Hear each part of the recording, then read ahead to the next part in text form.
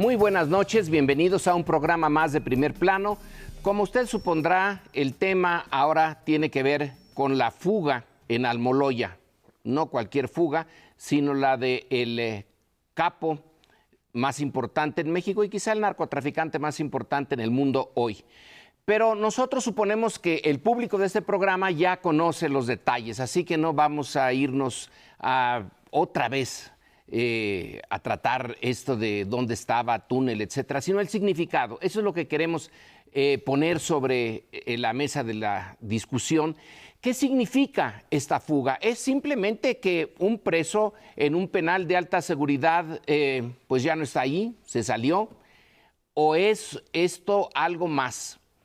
Como hipótesis, y la dejo aquí para mis colegas en la mesa, es que esto, acumulado a muchas otras cosas, es una crisis. Ahora, la dimensión de la crisis es la que nos debe de interesar. Es una crisis del gobierno de Peña Nieto, del régimen en el que está ese gobierno o del Estado mismo y sus estructuras. Ahí la dejo. ¿Qué les parece a ustedes el tema? Yo creo que tiene los tres elementos. Obviamente hay una crisis del Estado, la medida en que esta es la última expresión, digamos, escandalosa. Hace unos días platicamos también del tema del Menchito, que un juez iba a liberar. Pero concentrándome en la tesis y tal como nos los planteas, yo tengo la impresión de que el Estado mexicano está comprometido y por ende el gobierno de Peña Nieto. El asunto de la corrupción, que ha querido ser presentado como un tema cultural, un tema con el que igual podemos vivir, claramente hoy presenta una factura dolorosísima para un país que constata que no solamente se ha minado la autoridad moral del gobierno para conducir los asuntos públicos.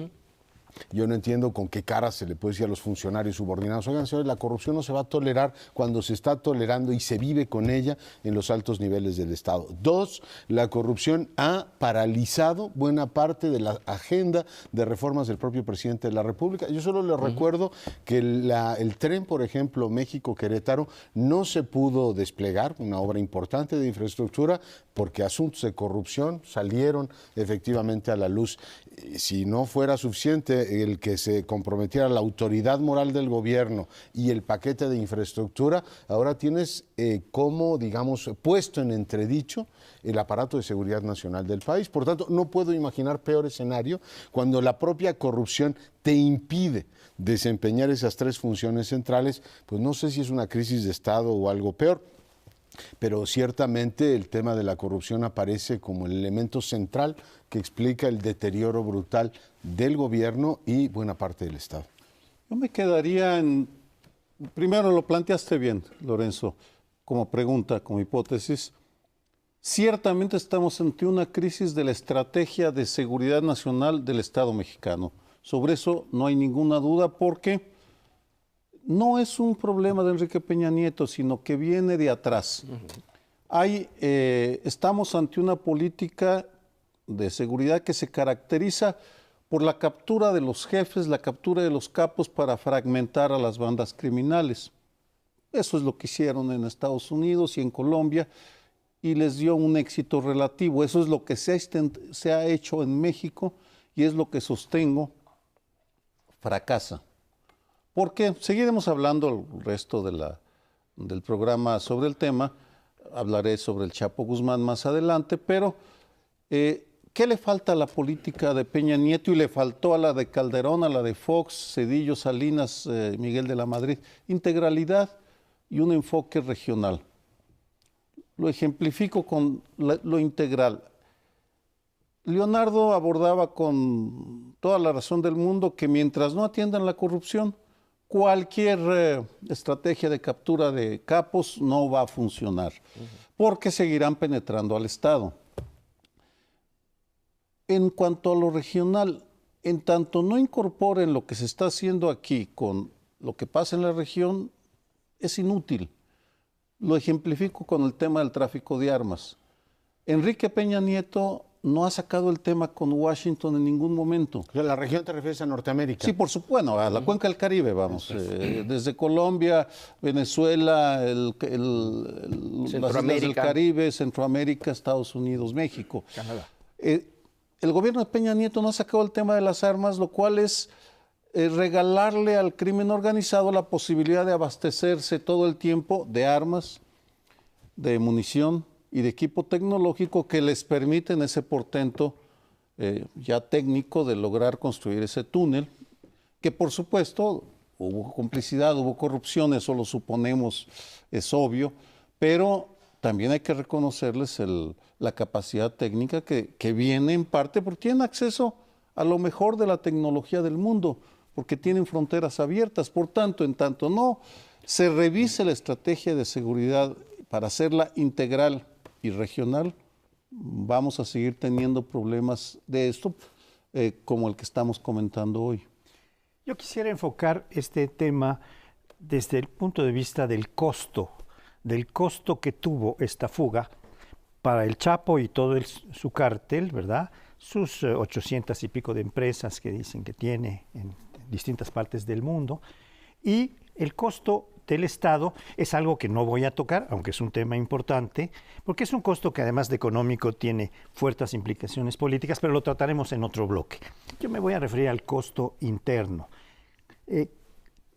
La primera pregunta que yo me hice, estando fuera de México, recibí la noticia de que se había fugado el Chapo. Dije, pero ¿cómo pudieron tener un túnel tan preciso, que después ya vi que era de 1,5 kilómetros, sin esta tecnología a la que se refiere Sergio? No se lo puede uno imaginar, porque no es que se hubieran ido a robar como se hacía antiguamente para hacer los asaltos de los bancos, el mapa, el croquis, el plano, sino que con un aparato de precisión que metieron en la cárcel y ubicaron en la celda del Chapo, y ese aparatito transmitió exactamente con precisión en dónde estaba el baño, la regadera, y dónde podían hacerse este túnel tan hermoso, tan bien diseñado, con 80 centímetros de ancho para que cupiera, porque es gordito el Chapo, y para que entrara cómodamente, sin tener que arrastrarse mucho.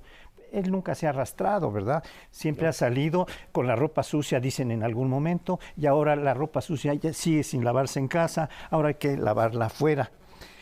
El costo que tuvo para poder, pues, dejar que toda esta tonelada de 23,000 toneladas de tierra que se sacó para hacer el túnel, pues fuera siendo eliminada gradualmente en el curso de un tiempo largo, sin que nadie lo viera, a 1,5 kilómetros de una prisión de alta seguridad.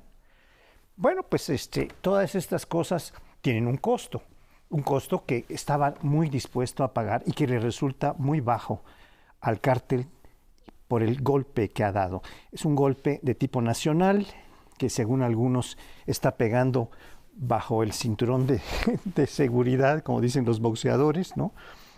Bajo la línea de flotación, y es un costo que va a resultar ridículo para un hombre que Forbes ha calculado tiene más de $1,000 millones. Pues esto es una baratija, ¿no? El terreno costó 6 millones de pesos, unas cuantas hectáreas, 3 o 4 hectáreas. Bueno, tuvo un costo mucho mayor, corrompiendo a todo el que había que corromper, como ya sugería. Y esto pues nos vuelve a hablar una vez más de que por todos lados se montan sobre la corrupción cualquier posibilidad para hacer. Yo señalaba lo de crisis de gobierno, régimen o Estado, porque hay momentos en los cuales un gobierno puede estar en crisis. Pongamos el de George Bush con su invasión a Irak.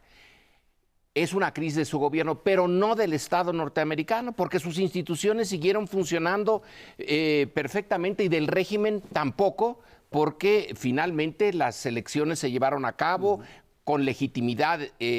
Aquí lo que considero que los 3 niveles tienen problema es, para empezar, el gobierno, que el presidente dijo el año pasado que el Chapo se quedaría allí, que él estaba comprometido a la vigilancia, que su secretario de Gobernación, que todo su gobierno estaba allí. Eso de invertir en una declaración de esa magnitud y que se le venga abajo es una crisis del gobierno, pero también de un régimen que no, con la corrupción es porque no sabemos ni siquiera cuál es la naturaleza del régimen. A veces tiene rasgos democráticos, a veces tiene rasgos autoritarios, es una mezcla. No hemos definido todavía la naturaleza del régimen.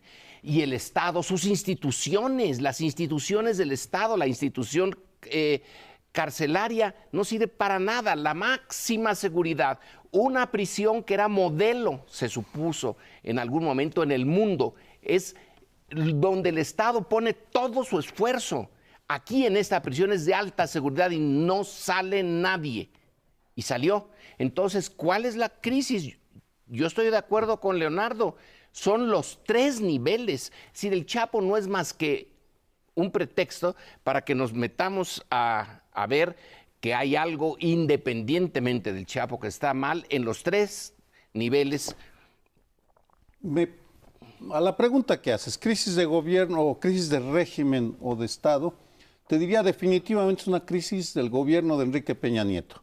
Queda tocadísimo, porque ya van 3 o 4, Tlatlaya, Ayotzinapa, la Casa Blanca y la fuga del Chapo. 4 golpazos en un año es brutal. Vamos a ver si reacciona. Pero sí apunta a algo más profundo, que es la crisis de un Estado, de todo un sistema, porque esta crisis de seguridad a la que me refería en mi intervención inicial se monta sobre una crisis estructural en la cual la corrupción es uno de sus elementos, pero no es el único. Es la pobreza, la distribución del ingreso.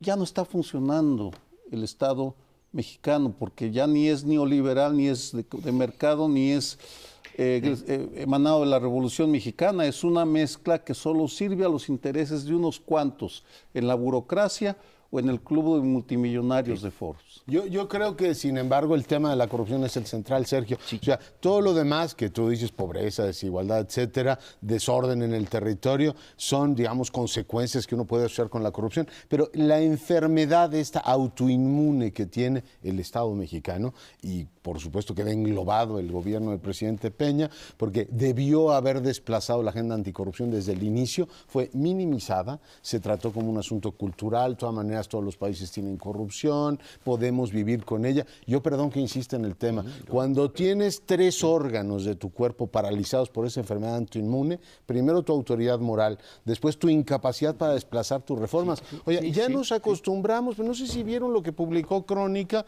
del funcionario de Pemex que le pide 10 millones de pesos a un, ¿cómo se llama?, un contratista en Campeche y 2 camionetas para seguir funcionando. Ese fue el escándalo de la semana pasada y todo el mundo dice, bueno, pues así es, pues ¿qué reforma energética va a avanzar con eso? Pero lo peor es cuando ya te paraliza el hígado y el corazón, te dice, oiga, y su aparato de seguridad nacional está parado por la misma corrupción. Y los de abajo dirán, oiga, pues si los negocios los hacen arriba, ¿a mí con qué cara me dice que yo no haga negocios con el Chapo, permitiéndole que haga el túnel ese maravilloso que escribía Paoli? Es decir, es una auténtica enfermedad autoinmune. El secretario de la Defensa, perdón que diga esto, porque agrego nada más, decía en la entrevista que le dio a Benavides hace como 15 días, ¿la corrupción es un riesgo o una amenaza a la seguridad nacional? Pues hoy tenemos claro que el aparato de seguridad nacional no se desplaza y le mete un gol terrible al gobierno de Peña Nieto y a la confiabilidad del Estado por lo mismo, ¿no? Yo llamo su atención en función de una cosa que es bastante obvia, pero que no lo fue para el aparato de seguridad. ¿Por qué medio se iba a ir? Pues por un túnel, porque este cártel ha hecho centenares de túneles a lo largo de la frontera que penetran kilómetro, kilómetro y medio o 2 kilómetros con aire acondicionado incluso. O sea, tenían toda la tecnología. Por eso digo que les salió barato, porque ya tenían la tecnología de la fuga. Por esos túneles que ha hecho el cártel del Pacífico, han pasado armas, dinero, drogas, personas, prostitutas, etcétera. Es algo impresionante que no se hubieran fijado en eso los aparatos de seguridad. Pues bien, el tema todavía da para mucho. En el primer escape de El Chapo hay que recordar que no hubo túnel, pero nos deben una explicación muy a fondo. A ver si les da tiempo de hacerlo. En cualquier caso, espérenos porque volvemos sobre el mismo tema. En el mundo de los especialistas de drogas hay una curiosa competencia para decidir ¿Cuál de tres gángsters es el más grande entre Lucky Luciano, el fundador del crimen organizado en esta parte del mundo, el colombiano Pablo Escobar Gaviria y nuestro Chapo Guzmán? Hay tres motivos por los que creo que el Chapo Guzmán ya los rebasó a los otros dos y se convierte al día de hoy en el gángster más importante de la historia del crimen organizado en esta parte del mundo. La primera tiene que ver con su base territorial. La manera como el Chapo Guzmán ha organizado la relación entre la Confederación de Sinaloa y la sociedad sinaloense es notable. Tiene el apoyo de la sociedad, punto, por una razón muy sencilla. No recurre a los métodos de terror que utilizó Pablo Escobar Gaviria en Medellín. Las tasas de homicidio eran altísimas durante el reinado del terror.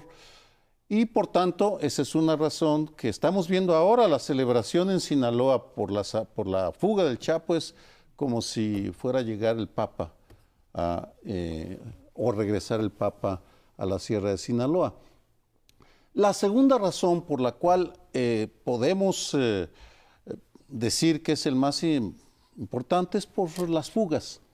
Los tres estuvieron en la cárcel, pero Lucky Luciano estuvo en una cárcel, lo liberaron por un acuerdo que hizo con el gobierno federal después de la Segunda Guerra Mundial. Él ayudó en el conflicto y lo liberan y lo extraditan a Italia, donde muere en el 62. Escobar Gaviria también estuvo en la cárcel, pero una cárcel que se construyó él mismo, en la catedral, con todos los lujos que ustedes se puedan imaginar, y por tanto cuando se cansó se salió y se fue y ya al final muere. El Chapo Guzmán lleva 2 fugas de penales de alta seguridad, en la cual la corrupción importa, pero también la capacidad operativa y logística. Y finalmente, la tercera variable o la tercera razón es el tamaño de la Confederación de Sinaloa. No existe parangón en la historia del crimen organizado para esta multinacional mexicana, que es la más importante en términos de presencia en el mundo. Está en más de 50 países, mientras que Cemex, que es la segunda, está en 34 aproximadamente. Es decir, por esas 3 razones creo que el Chapo Guzmán, pese a sus orígenes humildes, a su falta de conocimientos formales, ha sabido crear una transnacional y ha sabido labrarse un nombre en la peculiar catedral de los gángsters del mundo entero. Hay otro enfoque por el cual parece que el Chapo Guzmán es el mejor de los 3 que mencionabas, porque es el que menos violencia utiliza, porque es el que usa más inteligencia, porque es el que usa la corrupción, pero adecuándola y sacándole costos bajos, porque los túneles son su especialidad, como decíamos antes. Y también es el que no ha atacado poblaciones, como lo hicieron los caballeros templarios o la familia en Michoacán muy agresivamente. No ha atacado, no ha puesto en riesgo a las personas, ha apoyado muchísimas obras sociales, lo cual pues, le va dando todo un cariz como a Chucho el Roto, como estos personajes legendarios que hacen una leyenda y agarran un aire de santidad, ¿verdad? No solo para su santo Valverde, sino para ellos mismos, que son los representantes de Valverde en la tierra, y además con una fortuna que le permite ser pacífico y hasta humanista en sus maneras de escapar. Yo diría que el Chapo, similitud de los otros mexicanos que aparecen en Forbes, de Slim, Larrea, etcétera, todos ellos han sabido, entre otras cosas, cómo usar las partes blandas del sistema. Entendieron el sistema.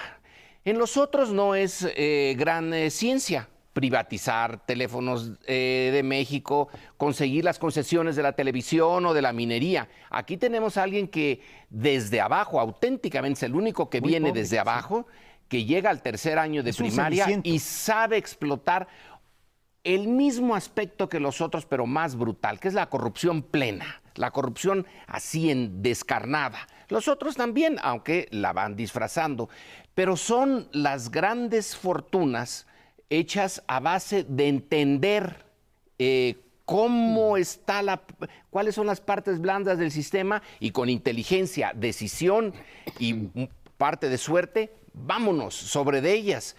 Y en eso se encuentran. Por eso estaban en Forbes todos ellos. A diferencia del grueso de los mexicanos, que no entendemos cómo se puede explotar este sistema o no queremos. Bueno, planteas una perspectiva fascinante, de verdad que bien lo planteas, y qué interesante resulta y qué pertinente la pregunta cómo un campesino de Sinaloa puede poner en jaque a un estado completo, y lo puede hacer con notables capacidades. No pretendo ironizar sobre esto, sino, digamos, capacidades que el Estado mexicano en su fase visible es incapaz de hacer. No ¿Qué vas a decir en su fase terminal? En su fase visible. No, yo les pregunto, ¿cuántos delegados del Distrito Federal podrían hacer en 2 meses una obra como la que hizo el Chapo Guzmán para fugarse, si es cierto lo que nos dicen, sin molestar a la colectividad y hacer cosas ruidosas? ¿O cuál de estas empresas de infraestructura que sobornan y son sobornadas podría hacer una obra tan discreta y no generar tanto? O sea, lo digo en serio, no lo digo irónicamente. Estamos hablando de un individuo que desde una celda, la celda 20, tiene una capacidad de gestión impresionante, de lealtad, es decir, a ver, me mueven, ya quisieran los que dirigen obras del metro o cualquier otra, poder decir, a ver, quiero que me traiga ingenieros, me compran ese terreno, lo operan de esta manera, aquí nadie se tiene que dar cuenta de eso, o los que se tienen que dar cuenta los tenemos. O sea, habla de una capacidad ejecutiva verdaderamente brillante, y además te habla de la otra parte que creo que en algún momento tendremos que discutir.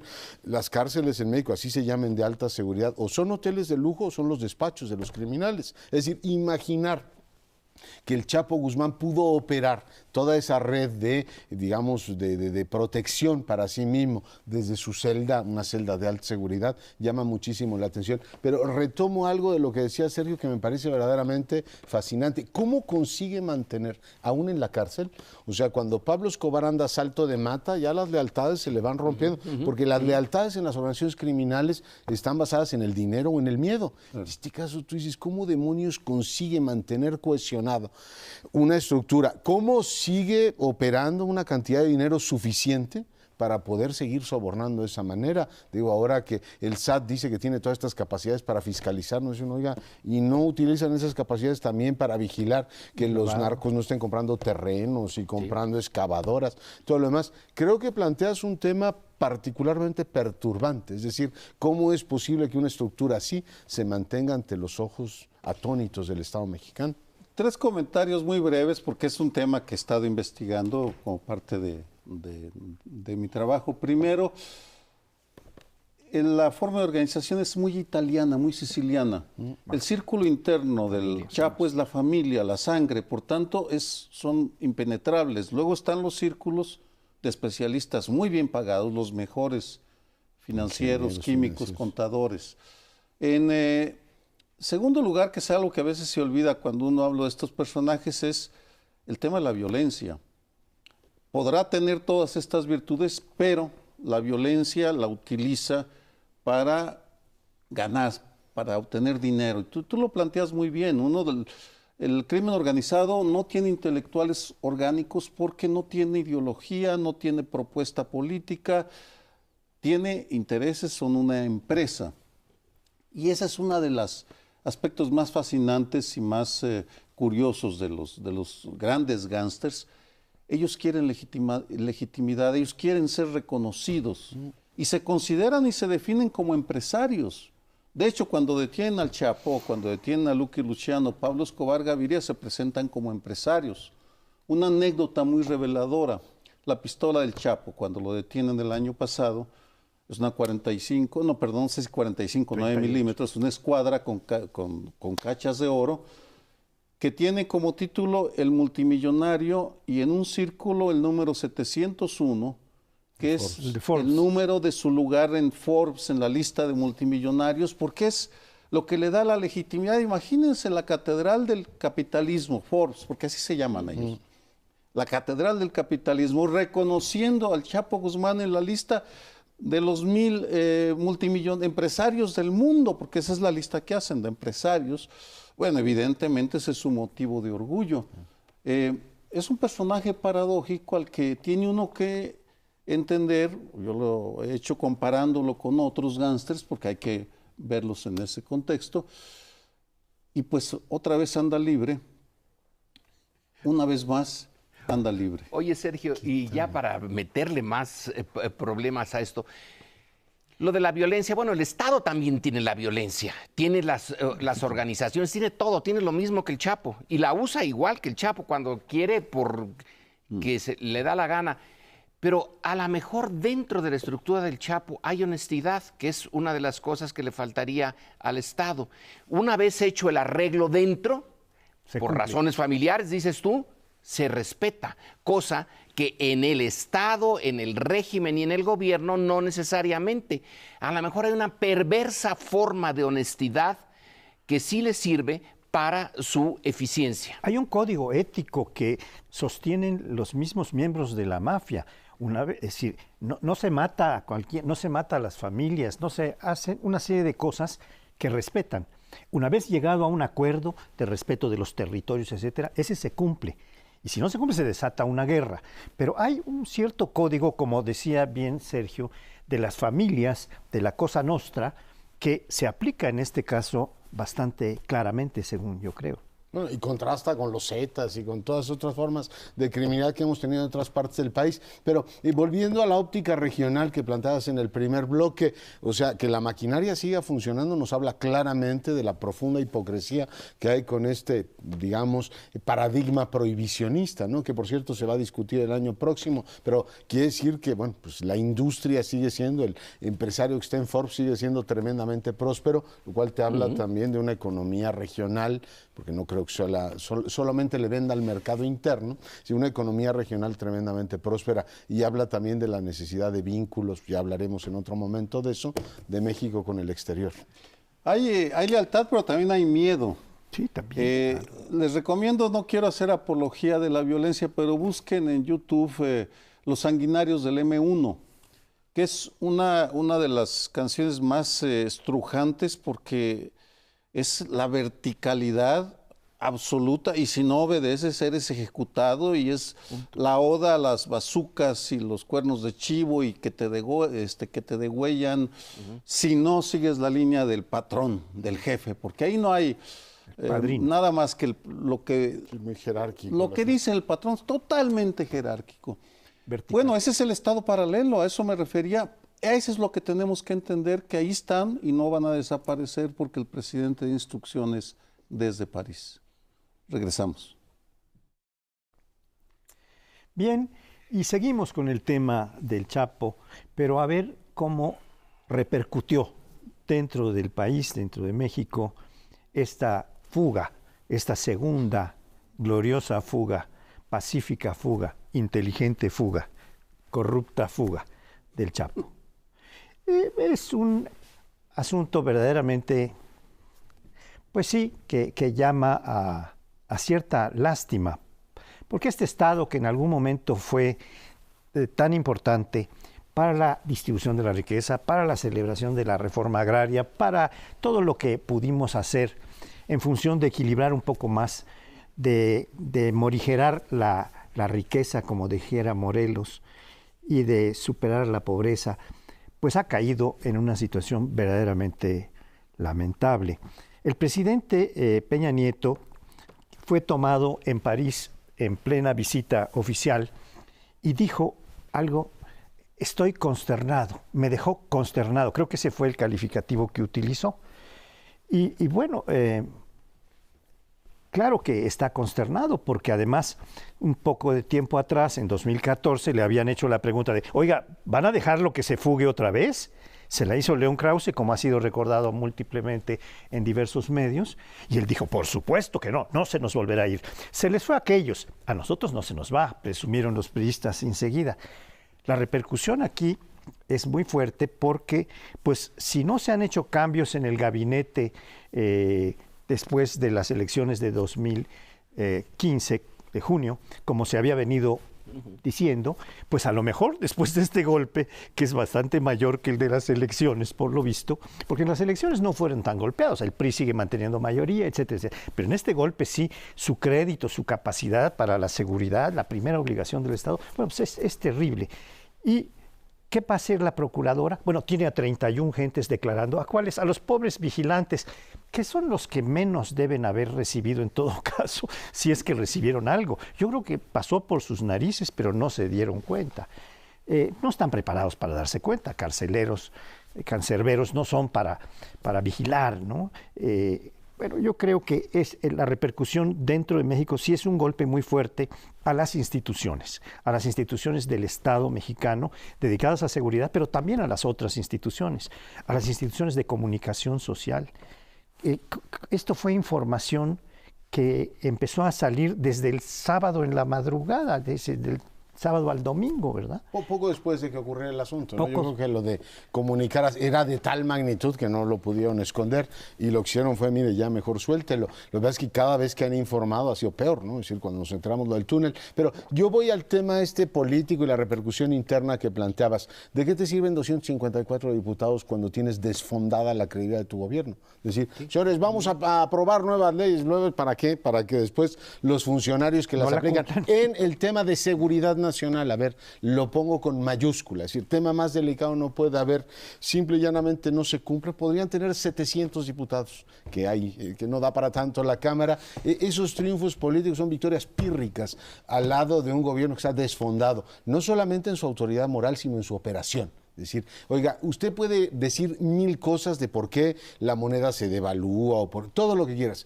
Un penal federal es una función indelegable del gobierno y por tanto los triunfos políticos en este caso quedan absolutamente, digamos, llovidos, o sea, les cayó un tormentón de agua fría al lado de lo que es es decir, la única posibilidad que tiene recuperar tiempo o de recuperar el ritmo en un breve tiempo es, uno, que recapturaran al Chapo Guzmán, una posibilidad, y la otra es por la reconfiguración del gabinete. Si no la había hecho en el momento en el cual vino la votación, después del 7 de junio, a partir de ahora el presidente no tiene muchas opciones. Va a decir, oiga, pues no tenemos credibilidad ni interna ni externa. No tengo ni idea cómo, ya lo platicaremos en el siguiente bloque, van a dialogar con los Estados Unidos. ¿Qué les van a decir? Oiga, pues vamos a platicar ahora nosotros que éramos responsables de evitar que este señor se fuera. Sí, es una crisis de magnitudes enorme. Y un último apunte, cuando León Krause le pregunta al presidente en febrero del 14 eso, le dice,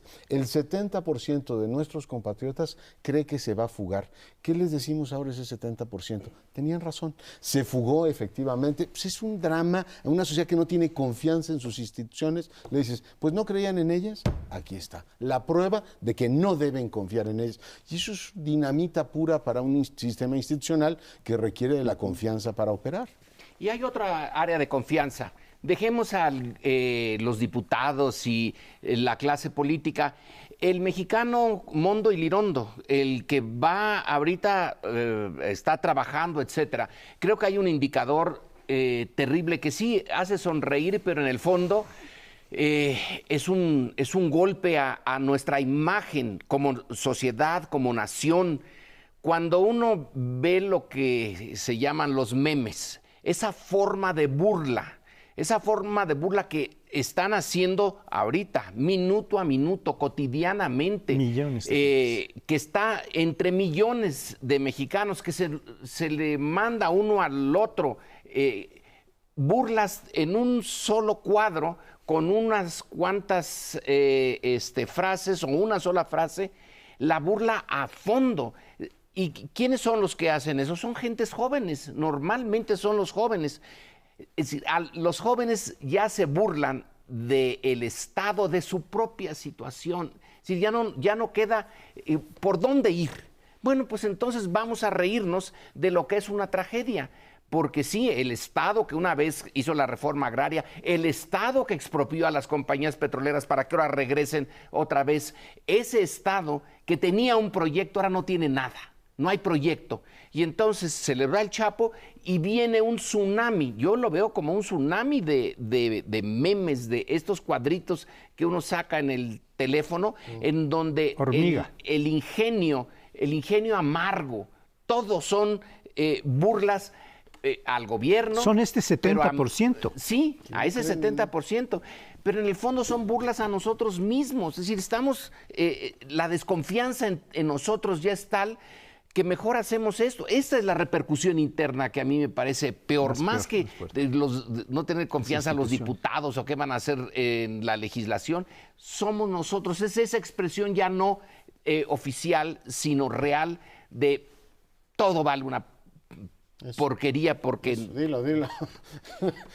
Mira, es una carcajada amarga, lo dices bien, porque nos sentimos desamparados, nos sentimos desprotegidos, nos sentimos engañados y nos sentimos sin esperanza porque por el momento no hay en el horizonte de la seguridad nada que nos dé tranquilidad. ¿Quién nos va a proteger del secuestrador, del ladrón, del que se lanza contra nosotros, contra nuestra integridad personal?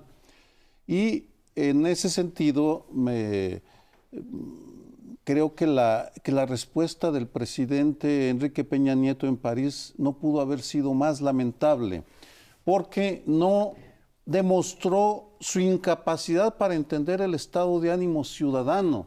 Él sale a decir, pues qué lástima, estoy consternado, que bueno, todos estamos consternados por el significado, pero luego se lanza a dar instrucción, a hacer las siguientes afirmaciones: yo instruyo a fulano, yo instruyo a sutano, que hagan esto, que hagan aquello, es decir, a los mismos, decías Leonardo en el corte, cuando interrumpimos, los mismos que dejaron escapar al Chapo los instruye. ¿Qué no se da cuenta el presidente de la República? Que lo que estamos esperando es una autocrítica honesta, diciendo, bueno, fallamos en esto y por tanto voy a tomar estas medidas. La política de seguridad, yo estoy esperando que salga algún funcionario a hacer una valoración de funcionario, digo, no analista, a decir, no está funcionando, no podemos seguir así. Eso es tal vez, para mí, es lo más amargo de este momento, el darnos cuenta del tamaño que tiene el crimen organizado y de la debilidad, la mediocridad de quienes nos gobiernan, que son incapaces de entender el estado de ánimo y de dar una propuesta. Pues no nos va a resolver la inseguridad, pero al menos podemos creer que están entendiendo la monstruosidad que hay de violencia y de maldad en este momento en el país. Bien, yo no quisiera ahondar demasiado, sin ser racista, en el humor negro, pero es el humor que está siendo expresado por estos cientos de miles de memes que en plan hormiga van minando esta credibilidad en las instituciones, en las mismas instituciones, y que anuncian un futuro verdaderamente para interrogarse. Porque si esto hubiera ocurrido, digamos, unos días antes de las elecciones del 7 de junio, no hubiera habido estos resultados. De hecho, ya la gente estaba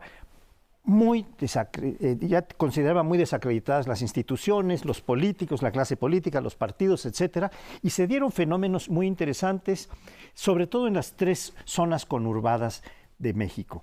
En la Ciudad de México, que con su zona metropolitana, que tiene alrededor de 21 millones de habitantes, hubo un triunfo notable de una nueva fuerza que es Morena. En Jalisco hay un triunfo notable.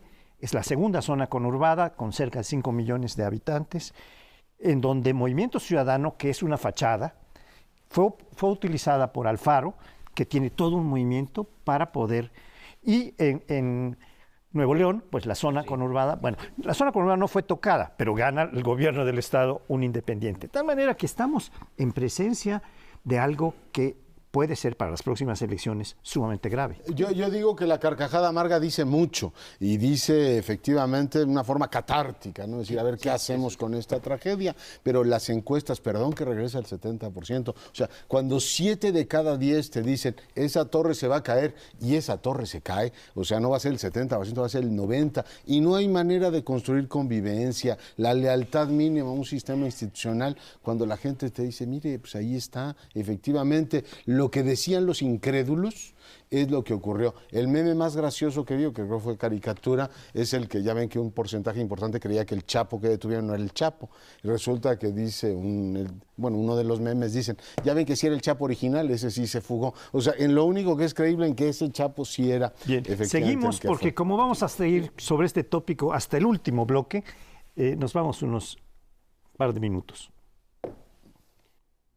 Bueno, y en este último bloque les propongo que analicemos el impacto externo que tiene esta crisis generada por la fuga del Chapo. Yo veo 3 niveles. Uno, el mediático. Hoy dice El País que el gobierno, que es un periódico muy influyente en lengua española, el gobierno se ve humillado, palabras más, palabras menos, por esta situación. La prensa externa pues lo ha reflejado en el nivel de dramatismo que supone este caso. Hay pues este impacto que por supuesto hace retroceder muchísimo la credibilidad del gobierno de Peña en prácticamente todos los, digamos, foros especializados del mundo. El segundo plano es la credibilidad frente a nuestros vecinos, es decir, la relación con Estados Unidos, que ha sido muy tensa en materia de seguridad. Recuerdo que Obama, antes de venir a México, esta visita que hizo en mayo del 2013, dijo, voy a entrevistarme con mi amigo Enrique Peña para que me explique los detalles de su estrategia de seguridad, que sigo sin entenderla totalmente.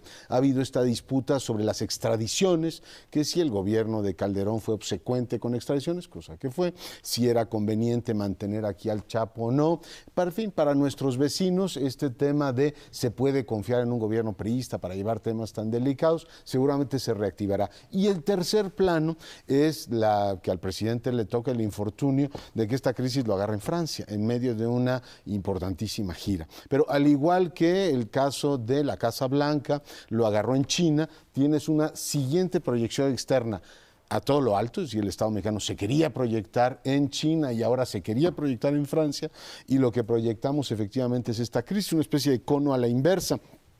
En vez de proyectar, digamos, credibilidad y después salir, aquí sales y proyectas una pésima imagen. En fin, en los 3 planos, tanto en lo bilateral con los Estados Unidos, la proyección externa del país en medio de una gira presidencial, y en el ámbito mediático veo 3 negativos. ¿Cómo lo ven ustedes? Yo veo, quisiera interpretar a la personalidad de Peña Nieto en estos 2 viajes que mencionas. Cuando anda en China y sale la revelación sobre la Casa Blanca, se indigna y regresa, y en el hangar presidencial ahí mismo da una conferencia de prensa en la cual se lanza contra esa desestabilización. Es un presidente lleno de energía que dice que se va a informar todo, al final no informa nada, pero bueno, esa es su personalidad. Ahora, cuando le explota en Francia el problema, decide quedarse. Decide quedarse porque califica su visita a Francia como histórica. No estoy tan convencido, pero vamos, aceptémoslo. Pero tal vez en el trasfondo está, y si uno observa el discurso, mensaje, no fue discurso que dio tan lamentable y patético, es un presidente rendido. Es un presidente que, quiero interpretarlo, dice, pues ¿para qué regreso si no puedo hacer nada? Da lo mismo que esté allá que esté aquí. Lo que pueda hacer mi gobierno lo va a hacer sin mí o conmigo. Es decir, ya es un año después, aproximadamente, no es ni un año, noviembre. Septiembre. Sí, es Septiembre, menos. 10 meses. Es un presidente que ya pareciera haber arriado las velas y haberse rendido ante el infortunio de su gobierno. Yo voy a otro tema, la relación con Estados Unidos. Esa es nuestra relación externa, no con Francia, a la que le vamos a comprar unos helicópteros Puma, un montón de helicópteros Puma. Yo no sé, ¿para qué? Para perseguir a agentes como el Chapo. A esas se les persiguen los bancos, en las empresas, no en los helicópteros. Pero en fin, dejemos eso. ¿Por qué no se extraditó al Chapo? ¿Por qué se dijo no? somos un Estado soberano, mínimamente, señores. No podemos andar siendo obsequiosos con los norteamericanos, que fueron los que dieron la información para encontrar al Chapo, para empezar. Pero se asumió como que eran los aparatos de inteligencia y la Armada de México quien consiguió al Chapo. Entonces, cuando termine su pena aquí, como nación soberana, ya veremos si lo extraditamos. Es una manera, sí lo entiendo, yo también hubiera hecho lo mismo, ¿no? A los norteamericanos no hay que rendírseles, porque si les da uno un poquito, se toman hasta la cocina. Con los norteamericanos hay que estar defendiendo incluso esas partes simbólicas. El preso que se quede aquí, pero haciendo este ridículo, entonces abrimos un flanco de debilidad frente a los Estados Unidos, que ya entregamos parte del petróleo. Ahora ya, ¿qué nos queda? ¿Con qué cara vamos a poder decirle a los Estados Unidos, están ustedes tratando con un país soberano? Y soberanía implica también responsabilidad, capacidades. Si no, ¿para qué anda uno diciendo que es uno soberano? La soberanía se defiende con capacidades. Y con esto quedamos hechos unos incapaces, digo, como régimen, como gobierno y como Estado también. Entonces se abrió un flanco con los norteamericanos, que ha sido muy amable la señora encargada de dar la cara ahorita con el gobierno norteamericano, cuando dijo Loretta, la procuradora, vamos a colaborar con ellos, pero las declaraciones informales ha sido de que estamos absolutamente decepcionados. Bien, esta repercusión internacional habría que verla en términos de distintas. Ustedes ya acotaron la de la seguridad, la de las relaciones con Estados Unidos, pero yo creo que habría que verla también en relación con qué cambios va a provocar esto, porque va a provocar algunos cambios, tiene que provocar algunos cambios. Aparentemente, con o sin cambios las cosas seguirán igual, como hubiera dicho ¿cómo se llamaba? El gato pardo. Lampedusa. Lampedusa, sí. Pero algún cambio tiene que haber, alguna reacción que no sea solamente doy instrucciones, sino decir, bueno, estos que tenían la responsabilidad, Gobernación es ahora la responsable de la policía, ¿sí? De la Policía Federal, que es la principal vigilante, sobre todo en un penal de alta seguridad. Pero, ¿qué va a pasar? En la Secretaría de Gobernación no hay ninguna baja, no hay ningún cambio. En la Policía Federal no hay ningún cambio. El señor Rubido va a seguir presumiendo cuando lo detuvieron. La otra cuestión que quisiera yo plantear es, cuando se detuvo por primera vez al Chapo, se le detuvo en su fuga hacia Guatemala. Porque yo creo que el Chapo había pensado en ese tiempo que su lugar más seguro era un país externo, un país débil como puede ser Guatemala, y ahora no, ahora lo que ha mostrado con gran certeza es que su país de origen, su lugar está aquí va a estar escondido, aquí es donde tiene la mayor seguridad, las mayores empresas, las mayores compras de jueces, de policías, de todo lo que se pueda pensar. Aquí es donde va a estar más seguro. Seguramente no salió del Estado de México o no ha salido del Distrito Federal, que está tan cerca.